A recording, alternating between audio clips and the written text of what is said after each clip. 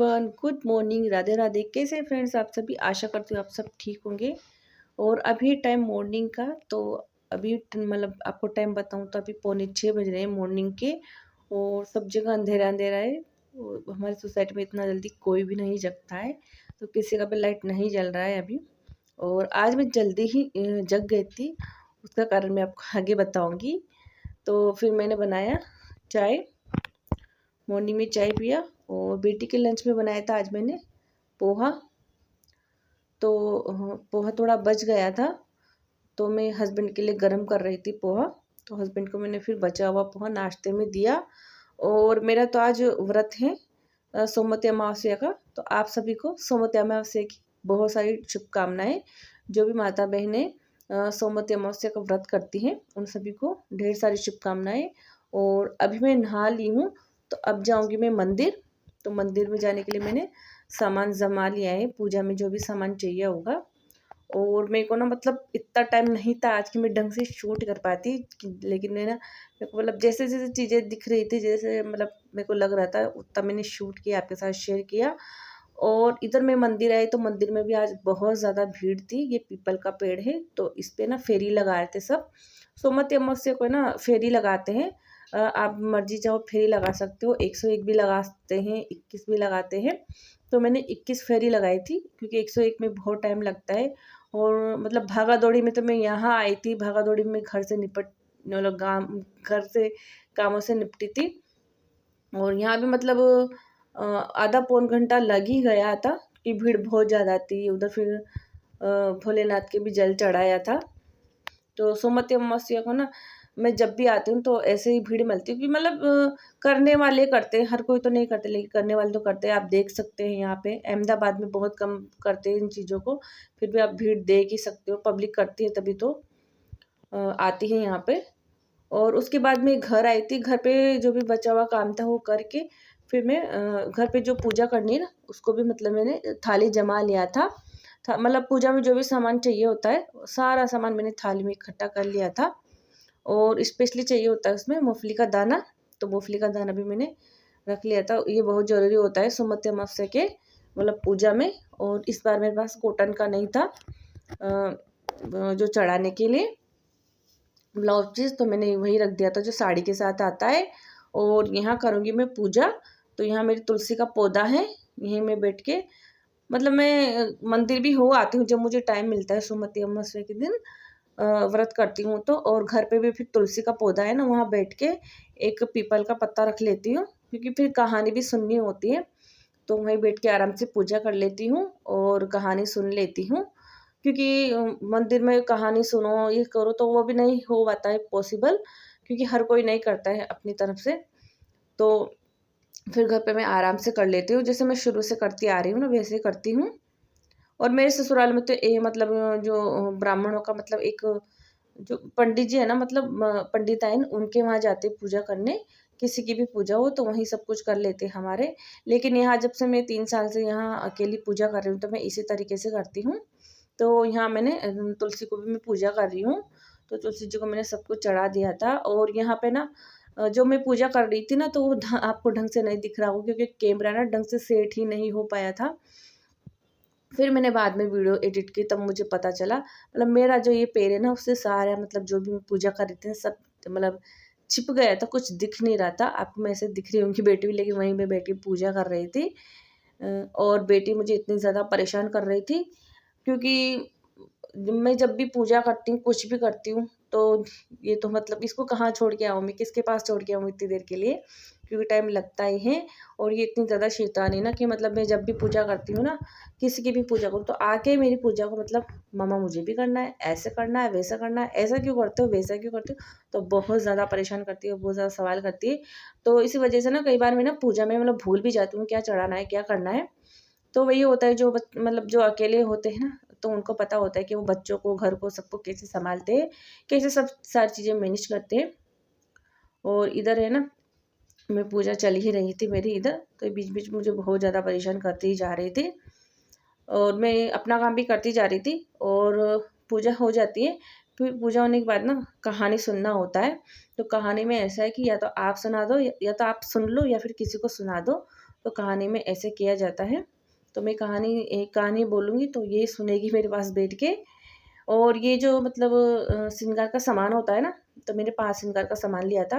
मैं हर सोमवती अमावस्या को मतलब जो भी मतलब व्रत आता है ना सुहाग के लिए, 5 श्रृंगार के सामान मैं ज़रूर से लेती हूँ। काजल, बिंदी, सिंदूर जो भी होता है ना मेन में, तो वो रख ही लेती हूँ मैं।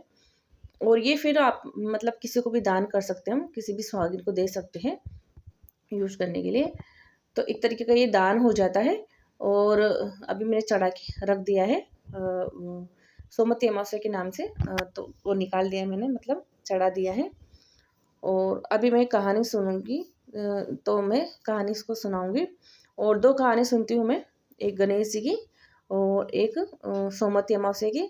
गणेश जी की कहानी मुझे आती है तो मैं इसको सुना दूँगी, लेकिन सोमवती अमावस्या की जो कहानी होती है ना, वो काफ़ी लंबी होती है। बहुत सी बार सुना है, लेकिन मतलब डिटेल बहुत बड़ी होती है, तो डिटेल मतलब याद नहीं रहता है इतना। तो वो है ना, मैं हमेशा मोबाइल से सुनती हूँ, या तो आप सुन लो या फिर सुना दो, ऐसा होता है पूजा में जो कहानी बोलते हैं। तो इधर ही ना मैं कहानी बोलती जा रही थी और इसको सुनाती जा रही थी।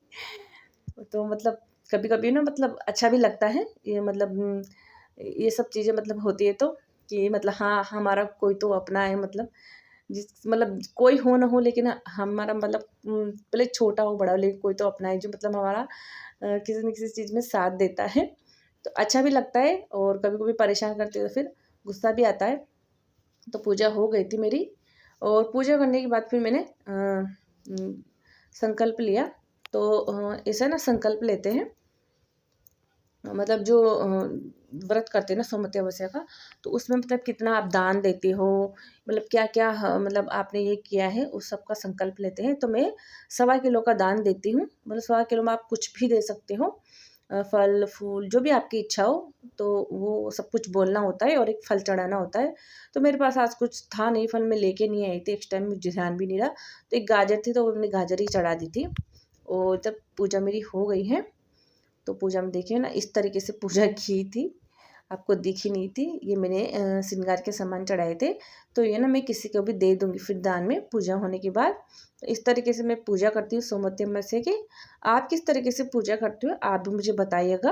मतलब जैसे मेरी मदर इन लॉ मुझे बताते हैं, मेरे मम्मी लोग मुझे बताते हैं, उसी तरीके से मैं पूजा करती आ रही हूँ। और 3 साल से मैं खुद अकेली ही पूजा करती हूँ, और धीरे-धीरे मतलब सब चीज़ों की आदत हो जाती है फिर हमें। और पूजा हो गई थी, उसके बाद फिर हम ये शकरकंदी है, तो ये ना मैंने सुबह ही उबाल ली थी। तो 2 मैं खा लूँगी, 2 हस्बैंड के लिए बचा दूँगी। तो ऐसा होता है कि व्रत में इसमें ना मतलब आप कुछ भी फ्रूट ले सकते हो, जूस ले सकते हो। ऐसा नहीं है कि पूरा दिन आपको भूखा ही रहना है, कुछ भी नहीं ले सकते। जो भी मतलब फल-फूल होते हैं ना, वो खा सकते हैं। तो ये शकरकंदी उबाली थी मैंने, और इसको ना दूध में डाल लिया है मैंने। ये दूध से बहुत ज़्यादा टेस्टी लगती है। ऐसे तो गले में चिपकती है, लेकिन दूध में थोड़ी-सी चीनी डाल के इसको खाओ, बहुत ज़्यादा टेस्टी लगती है।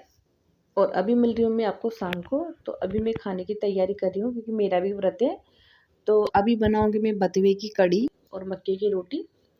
तो बथुआ मैं लेके आई थी ना कल, तो आधा ही रह गया था, मतलब ख़राब हो गया था आधा तो। तो मैंने उबाल लिया था, उसके साथ मैंने 2-3 हरी मिर्च भी उबाल ली थी।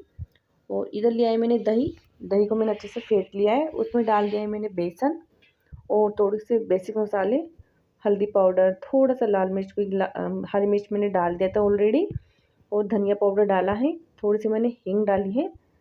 सबको अच्छे से मिक्स कर लूँगी।